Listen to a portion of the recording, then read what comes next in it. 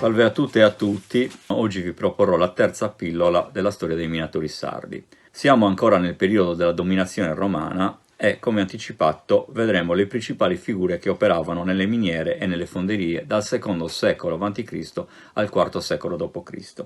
Le miniere in Sardegna esistono già nell'età della pietra e l'uomo del Neolitico lavorava l'ossidiana. Poi ha incominciato a interessarsi anche degli altri minerali. Come abbiamo avuto modo di vedere, le miniere erano prima vicine alla costa, poi si estesero anche all'interno dell'isola. E quando i Romani occuparono la Sardegna e misero sotto presidio tutti i siti militari e tutti gli opifici ad essi collegati, l'attività estrattiva poteva contare su una figura che nei secoli aveva maturato conoscenze nelle tecniche di scavo e nella selezione dei minerali. Il minatore. In un primo periodo i Romani appaltarono le miniere ai pubblicani, poi nell'età imperiale le miniere passarono direttamente allo Stato e anche le miniere in Sardegna subirono la stessa sorte. Tutta l'attività che ruotava attorno al minatore, che operava con arnesi di ferro, picconi, mazze, mazzette, punteruoli, badili, marre, utensili in uso fino ai nostri giorni. Il minatore scavava la roccia seguendo i filoni dei minerali che sapeva distinguere, dal sottosuolo scavava soltanto la parte ricca di minerale e illuminava le gallerie con lucerne ad olio. Affiancavano i minatori i lavoratori che si occupavano del trasporto del minerale scavato con la tecnica del passamano. Nella fronte di scavo il minerale finiva dentro una cesta che viaggiava di mano in mano sino al punto di scarico.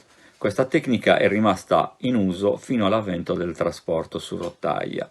Il minerale finiva nelle piazzole, dove poi caricato sui carri veniva trasportato sino alle fonderie, che, come abbiamo visto nelle altre pillole, erano quasi sempre a bocca di miniera.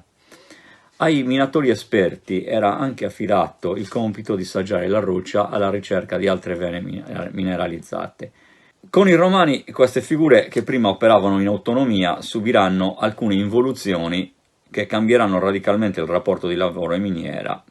Roma mette sotto presidio militare tutti i siti minerari, affianca i lavoratori dediti allo scavo con i dannati, prigionieri di guerra, oppositori dell'impero e infine i seguaci del cristianesimo. La miniera diverrà luogo di condanna a morte, e anche le fonderie, nate nell'età del rame e sviluppatesi grazie alle contaminazioni con gli altri popoli del Mediterraneo, subiranno un brusco arresto. I romani vogliono solo il metallo, che finirà in grossi lingoti marchiati dall'imperatore di turno e spediti alle fonderie di Roma.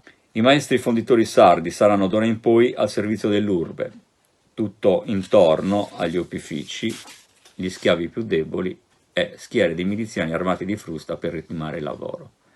I Romani perfezionano le tecniche di fusione, costruiscono forni complessi in grado di raggiungere temperature elevatissime, un inferno per chi era costretto ad alimentare i forni o a scaricare il metallo fuso.